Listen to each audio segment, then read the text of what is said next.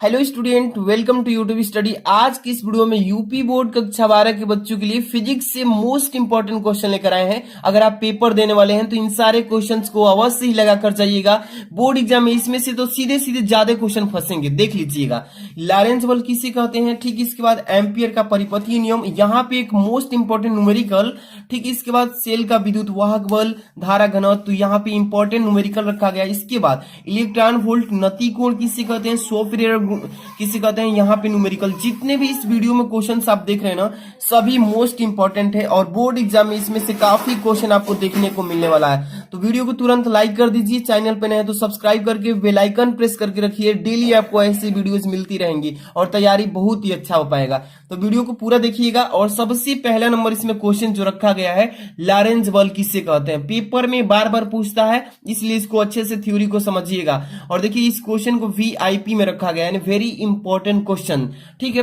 सबसे पहले लॉरेंज बल किसे कहते हैं, एक बार अच्छे समझिएगा ना तो पूरा अच्छे से तैयार हो जाएगा। देखिए लॉरेंज बल किसे कहते हैं, देखिए लॉरेंज बल यानी कि चुंबकीय क्षेत्र में गतिमान आवेश इलेक्ट्रॉन पर लगने वाले चुंबकीय बल को लॉरेंज बल कहते हैं। ध्यान समझिए कि चुंबकीय क्षेत्र कौन सा कहलाएगा कि जब किसी चालक में धारा प्रवाहित करते हैं तो चालक के अगल बगल कौन सा क्षेत्र उत्पन्न होता है, चुंबकीय क्षेत्र। वही कह रहा है कि चुंबकीय क्षेत्र में गतिमान आवेश इलेक्ट्रॉन पर लगने वाले चुंबकीय बल को ही लॉरेंज बल कहते हैं। कितना सिंपल है। जब हम किसी, देखिए ये तार हो गया, जब हम इस तार में मतलब कि विद्युत धारा प्रवाहित करेंगे तो इसके अगल बगल क्या होगा, एक चुंबकीय क्षेत्र उत्पन्न होगा। और चुंबकीय क्षेत्र उत्पन्न होगा तो ये गतिमान आवेश हो जाएंगे, जो आवेश होंगे गति में हो जाएंगे, जैसे कि इलेक्ट्रॉन। और इलेक्ट्रॉन पर ही लगने वाला चुंबकीय बल, जो लाइट प्रवाहित कर रहे हैं तो लाइट प्रवाहित की वजह से चुंबकीय बल उत्पन्न होगा। तो चुंबकीय बल अब इलेक्ट्रॉन पर बल लगाएंगे और उसी को बोलते हैं लॉरेंज बल, ठीक है। लॉरेंज बल को देखिए, इसका फार्मूला क्या होता है, लॉरेंज बल F equal to Q V V sine theta, ठीक है ना।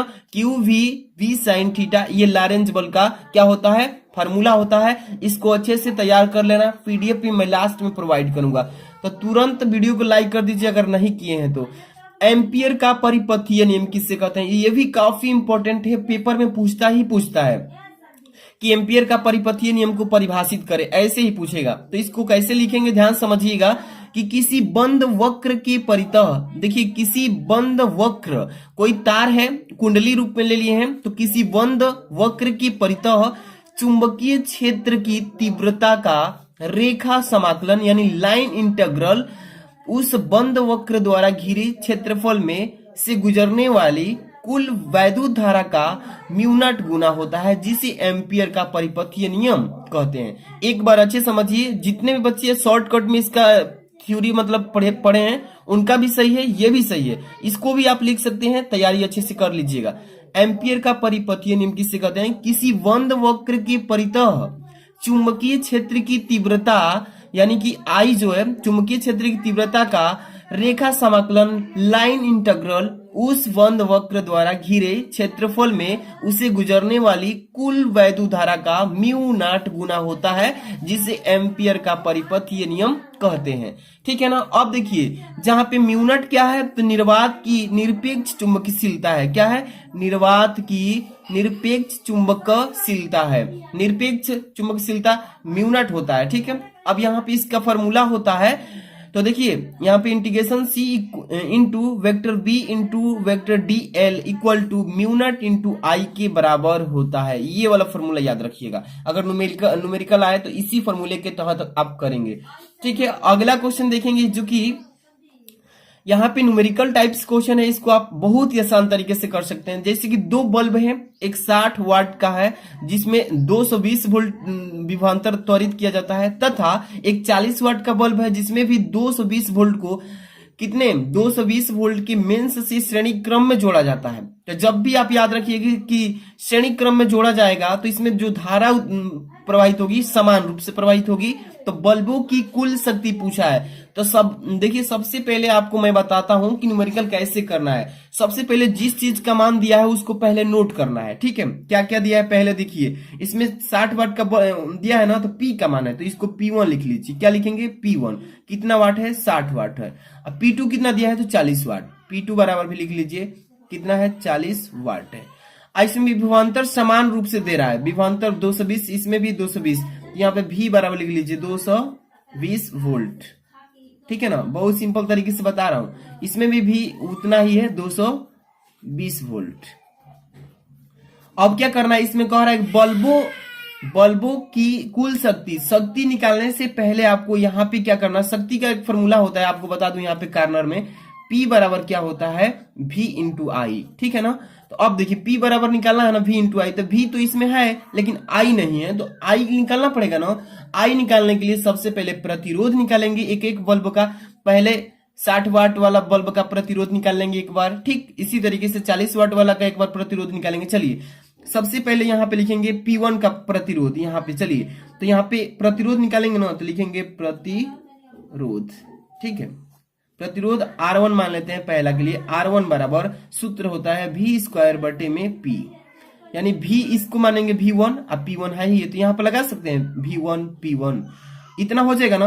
अब चलिए मान को पुट कीजिए, R1 बराबर V का मान कितना है 220 का वर्ग कर दीजिएगा बटे में P कितना है तो 60 वाट। ठीक है, अब चलिए R1 बराबर लिखिए 220 गुणे 220, अब बटे में क्या लिखेंगे, यहाँ पे 220 होगा, अब बटे में 60। ठीक है, इसको जब काट देंगे एक जीरो से एक जीरो कैंसिल, ये 11 हो जाएगा, ये नीचे हो जाएगा 3।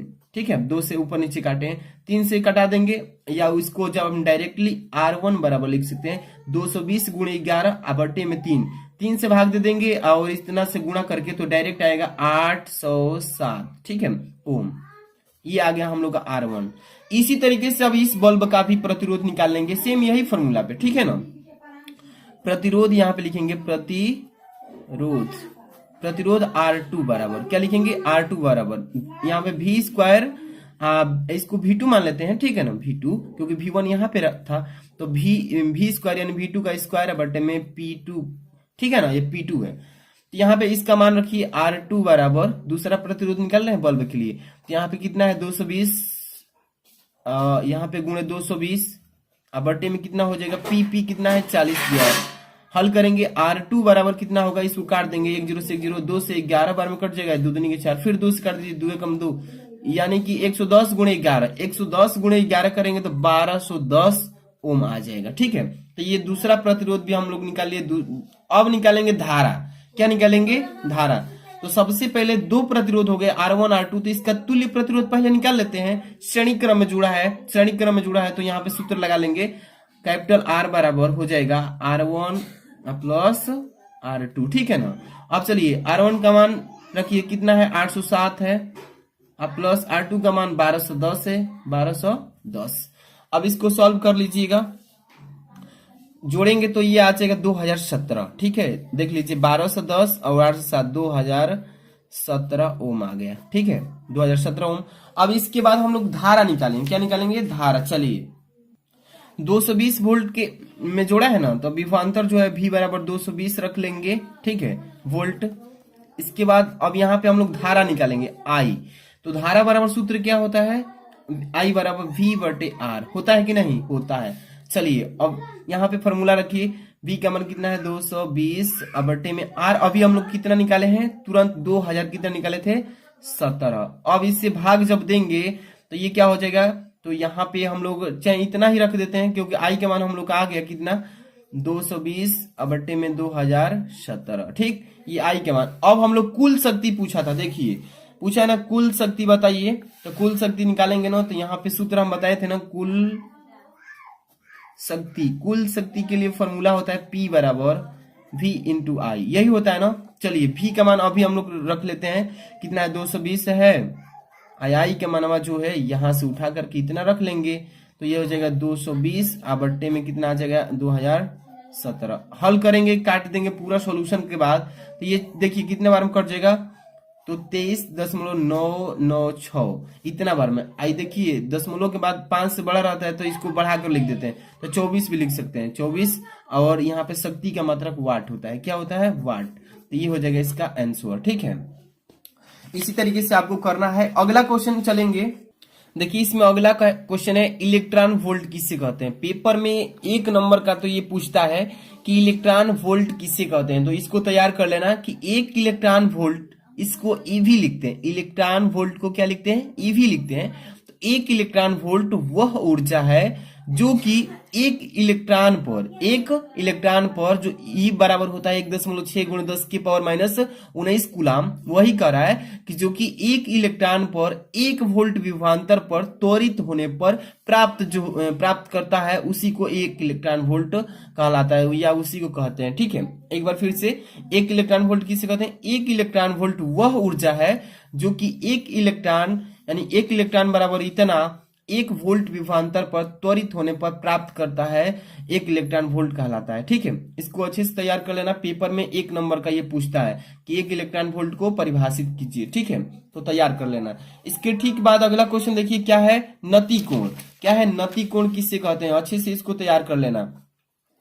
यहाँ पे देखिए हेडिंग में पूछेगा कि नति कोण को परिभाषित करें, तो क्या लिखेंगे कि नति कोण वह कोण होता है, या कहेंगे कि नति कोण वह कोण है जो चुंबकीय में यहाँ पे पृथ्वी के चुंबकीय क्षेत्र वीई के दिशा तथा क्षैतिज दिशा के बीच बनता है, जिसे नति कोण कहते हैं। ठीक है, एक बार फिर से, नति कोण वह कोण है जो चुंबकीय क्षेत्र या चुंबकीय में पृथ्वी के चुंबकीय क्षेत्र बीई, यानी कि यहाँ पे चुंबकीय क्षेत्र बी होता है, ई माने पृथ्वी का चुंबकीय क्षेत्र की दिशा तथा क्षैतिज दिशा के बीच बन जाए, उसी कोण को नति कोण कहते हैं। ठीक है, तो इसको अच्छे से तैयार कर लेना।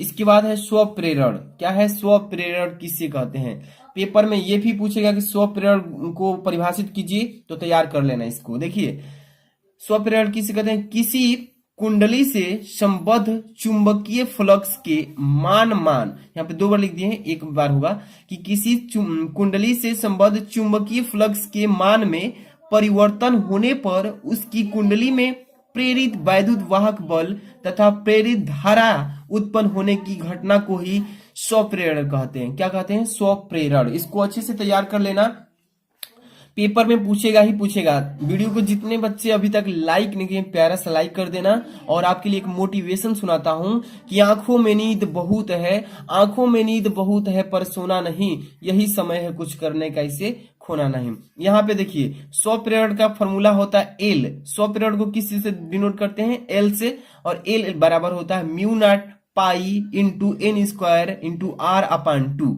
ये फॉर्मूला रख के आप न्यूमेरिकल अगर करना चाहते हैं तो यहां से स्वप्रेरण का फॉर्मूला से निकाल सकते हैं। ठीक है, इसको अच्छे से तैयार कर लेना एक एक क्वेश्चन को। अगला क्वेश्चन देखिए, ये है आपका न्यूमेरिकल टाइप। लिखा है यहाँ पे कि 10 पिको फायरड। क्या पढ़ेंगे? 10 पिको फायरड का एक संधारित्र 50 वोल्ट बैटरी से जुड़ा है और संधारित्र में कितनी स्थिर विद्युत ऊर्जा संचित होगी। तो यहाँ पे इसके लिए फॉर्मूला लगाएंगे। आप फटाफट से इसका सोल्यूशन बता रहे हैं। देखिए, सबसे पहले जो चीज दिया इसमें उसको पहले तो नोट कर लेना है। ठीक है, चलिए, सबसे पहले क्या दिया इसमें? यहाँ पे 10 पिको फायरड, तो ये संधारित्र सी बराबर मान दिया है कितना? 10 पिको फायरड। ठीक है, इतना तो नोट हो गया। इसके बाद 50 वोल्ट यानी कि विभवांतर दिया है, तो V का मान कितना है? 50 वोल्ट। ठीक है ना, इतना क्लियर हो गया। अब देखिए, इसके बाद सबसे पहले हम लोग क्या करेंगे, देखेंगे कि जो मान दिया है सही मात्रक में दिया है या नहीं। तो देखिए, संधारित्र का मान जो दिया है 10 पिको फायरड, तो संधारित्र का मात्रक होता है केवल इसका फायरड में होता है, लेकिन पिको फायरड में दिया, तो पिको फायरड को फायरड में चेंज करेंगे। तो यहाँ पे देखिए 10 की पावर माइनस 12 से यहाँ पे गुणा कर देंगे तो फायरड में चेंज हो जाएगा। देखिए 10 यहाँ पे गुणे 10 की पावर माइनस 12, यहाँ पे फायरड लिख सकते हैं, फायरड। ठीक है, अब चेंज हो गया पिको से किस में? फायरड में। 10 की पावर माइनस 12 से गुणा करा दिए तो ये तो वोल्ट का मात्रक, विभवांतर का मात्रक वोल्ट होता है। ठीक है, अब संधारित्र स्थितिज ऊर्जा का फॉर्मूला लगाएंगे। पूछा है ना कि स्थितिज ऊर्जा, संचित ऊर्जा मतलब स्थितिज ऊर्जा U बराबर क्या होता है? हाफ सी अभी स्क्वायर। इसी फॉर्मूले के तहत आराम से निकालेंगे। चलिए, U इक्वल टू लिख लीजिए 1/2। C का मान कितना है? 10 गुणे 10 की पावर माइनस 12, और यहाँ पे गुणा कर लीजिए। और V का मान कितना है? 50 का वर्ग कर दीजिए। ठीक है, इस फॉर्मूले पे कर लेंगे। यहाँ से देखिए 1/2 गुणे, यहाँ से चाहेंगे तो काट भी सकते हैं। ठीक है, 2 5 बार गया, इसको हटा दीजिए। 50 का वर्ग यहाँ से सीधे डायरेक्टली गुणा कर लेंगे तो U बराबर आ जाएगा 25/2 या हाँ 25/2 गुणे 10 के पावर -9। ठीक है, इतना कर लेंगे। इसके बाद देखिए यहाँ पे देखिए इसको हम सॉल्व कर लेते हैं, थोड़ा सा इधर ही कर लेते हैं। U बराबर 12 इसको जब भाग देंगे तो 12 बार में हो जाएगा 12.5 गुणे 10 के पावर -9 जूल। संचित ऊर्जा का मतलब जूल हो जाएगा। अब यहाँ से U बराबर क्या लिख सकते हैं, इसको उचित दशमलव में बदलेंगे तो एक स्थान इधर आएगा तो यहाँ पावर घट जाएगा, तो 1.25 गुणे 10 के पावर -8 यहाँ पे जूल। यही आंसर आएगा इसका। ठीक है, इसी तरीके से पेपर में भी आएगा तो आराम से कर लेना। इसके बाद अगला क्वेश्चन देखेंगे, बहुत इंपॉर्टेंट है, सभी के सभी क्वेश्चंस देख सकते हैं। अगला क्वेश्चन इसके बाद क्या है, देखिए लिखा है कि सेल का विद्युत वाहक बल किसे कहते हैं। पेपर में 100% ऐसा क्वेश्चन आता है कि सेल का विद्युत वाहक बल किसे कहते हैं। तो इसका परिभाषा लिखेंगे आप, देखिएगा ध्यान से कि एकांक आवेश का मतलब कोई इलेक्ट्रॉन ले लीजिए या प्रोटॉन ले लीजिए। ठीक है, तो यहाँ पे एकांक आवेश को पूरे परिपथ, यानी परिपथ मतलब सेल सहित है, ठीक है, उसमें सेल भी रहेगा, तो एकांक आवेश को पूरे परिपथ में प्रवाहित यहाँ पर देखिए करने में सेल द्वारा दी गई ऊर्जा को सेल का विद्युत वाहक बल कहते हैं। एक बार फिर से इसको समझिएगा ध्यान से, आप ही लोग के लिए 2 बार पढ़ा रहे हैं इसको कि सेल का विद्युत वाहक बल किसे कहते हैं। तो एकांक आवेश को पूरे परिपथ का मतलब जितने भी आप फिगर बनाए हैं, जिस भी चीज को रखे हैं उस पूरी परिपथ की बात कर रहा है। ठीक है ना, तो यहाँ पे आपको अच्छे से समझना जरूरी है कि कह रहा है कि एकांक आवेश को पूरे परिपथ में प्रवाहित करने में सेल द्वारा दी गई ऊर्जा को सेल का विद्युत वाहक बल कहते हैं। अब देखिए विद्युत वाहक बल को ई से प्रदर्शित करते हैं, इसका फॉर्मूला होता है E बराबर W/Q। ठीक है, W/Q। यहाँ पे देखिए W जो है उसका कार्य हो जाएगा, Q जो है आवेश हो जाएगा। वही लिखा है कि E बराबर W/Q होता है। तो इसको अच्छे से तैयार कर लेना, सेल का विद्युत वाहक बल पेपर में आएगा ही आएगा। इसके बाद अगला है आपका धारा घनत्व। धारा घनत्व किसे कहते हैं, किसी चालक में किसी बिंदु पर, ध्यान समझिए, ये धारा घनत्व का परिभाषा की किसी चालक में किसी बिंदु पर प्रति एकांक क्षेत्रफल से अभिलंबवत गुजरने वाली धारा को उस बिंदु पर धारा घनत्व कहते हैं। पेपर में आता है धारा घनत्व को परिभाषित करें तो लिखेंगे किसी चालक में किसी बिंदु पर प्रति एकांक क्षेत्रफल से अभिलंबवत गुजरने वाली धारा को उस बिंदु पर धारा घनत्व कहते हैं। इसे किस चीज से डिनोट करते हैं, तो जे से। धारा घनत्व किस चीज से प्रदर्शित करते हैं, जे से दिखाते हैं, यानी कि प्रदर्शित करते हैं। अब इसका फॉर्मूला होता है धारा घनत्व यानी कि जे बराबर I/A। आई क्या है तो यहाँ पे धारा हो जाएगा, ए क्या है तो यहाँ पे क्षेत्रफल हो जाएगा, एकांक क्षेत्रफल। ठीक है, इसका मात्रक होता है धारा घनत्व का एम्पियर प्रति मीटर स्क्वायर। क्या होता है, एम्पियर प्रति मीटर स्क्वायर। इसको अच्छे से तैयार कर लेना, इस तरीके से पेपर में आता है। इसके बाद है लास्ट क्वेश्चन, ये न्यूमेरिकल, बहुत ही इंपॉर्टेंट न्यूमेरिकल है। पेपर में देख लीजिए 2020 में पूछा है, 22 में भी पूछा था, लेकिन मैं यहाँ पे नहीं लिख पाया हूं। लेकिन यहाँ पे देखिए कि 12 वोल्ट विद्युत वाहक बल, यहाँ पे 12 वोल्ट विद्युत वाहक बल तथा 3 ओम आंतरिक प्रतिरोध बैटरी को किसी प्रतिरोधक से संयोजित किया गया है। ठीक है, यदि परिपथ में धारा जो है 0.5 एम्पियर है तो जुड़े प्रतिरोध का मान ज्ञात कीजिए। सबसे पहले तो न्यूमेरिकल करते समय आपको ये मालूम होना चाहिए कि किस चीज का मान दिया है। अगर मान समझ में आ रहा है कि हाँ इस चीज का मान है तो ही आप फॉर्मूला लगा के तब सॉल्व कर पाएंगे, नहीं तो नहीं आएगा। तो समझिए पहले किस चीज का मान दिया है। सबसे पहले 12 वोल्ट दिया है ना, ई का मान दिया है, विद्युत वाहक बल, यहाँ ई लिख लेते हैं 12 वोल्ट। ई बराबर क्या लिखेंगे, 12 वोल्ट। ठीक है, इसके बाद ये 3 ओम आंतरिक प्रतिरोध का होता है तो स्मॉल आर का मान है, किस चीज का, स्मॉल आर का मान है 3 ओम। ठीक है, 3 ओम हो गया। इसके बाद इसमें देखिए 0.5 एम्पियर धारा है, धारा लिखा है ना, धारा को आई से डिनोट करते हैं 0.5 एम्पियर। 3 चीजें क्लियर हो गया। इसके बाद अब हम क्या करेंगे, सबसे पहले फॉर्मूला लगाएंगे। यहाँ पे आई बराबर क्या होता है, कैपिटल ई विद्युत वाहक बल अपान यहाँ पे capital R plus small R. ठीक है, इसी फॉर्मूले पे हम रख के हल करेंगे। चलिए स्मॉल आई का मान कितना है, 0 लिख लेते हैं 5। ठीक है, बराबर ई का मान कितना है 12 वोल्ट, तो 12 वोल्ट लिख लेंगे। इसके बाद कैपिटल आर का मान नहीं दिया है, यहाँ पे ऐसे ही रहेगा। अब प्लस स्मॉल आर का मान आंतरिक प्रतिरोध कितना ओम है 3 ओम है। अब हल कीजिए बहुत ही सिंपल तरीके से, इसमें क्रॉस मल्टीप्लाई कर लेंगे गुणा, तो हो जाएगा। देखिए 3 से यहाँ पे कर लीजिए, तो यहाँ पे पहले कीजिए 0.5 आर से गुणा होगा तो आर हो जाएगा, ठीक है। प्लस 3 से गुणा कीजिए 0.5 में, तो 1.5 आएगा, क्या आएगा 1.5। अब बराबर इधर केवल बच गया 12, ठीक है। अब इसमें क्या कीजिए, इस आर का मान निकालना है तो पक्षांतर कर लेते हैं। सबसे पहले 0.5 आर लिख लीजिए, अब बराबर 12 है तो ऐसे ही रहने दीजिए। इस 1.5 को उधर लाएंगे तो माइनस में हो जाएगा कितना 1.5, ठीक है। अब 0.5 आर आप घटाएंगे तो ये कितना आ जाएगा 10.5 आएगा, ठीक है। 12 में से 1.5 घटाएंगे 10.5 आएगा। आर का मान निकालना है, आर बराबर 10.5 अब बटे में आ जाएगा 0.5। एक एक अंक पर दशमलव लगे हैं, दोनों हट जाएंगे। तो अब 5 से घटा दीजिए, कितने बार में 21 बार में कट जाएगा, कट गया ना 21 बार में। तो आर का मान कितना आ गया हम लोग का, आर बराबर 21 ओम, ठीक है। यही हमें निकालना था। तो इसी तरीके से करना है। जितने भी बच्चे को अभी पीडीएफ चाहिए तो वीडियो को तुरंत लाइक करना होगा, और चैनल पर नए हैं तो सब्सक्राइब करके बेल आइकन प्रेस कर लीजिए, ताकि आपको ऐसे डेली वीडियोस मिलती रहे। मिलते हैं नेक्स्ट वीडियो में। Thanks for watching.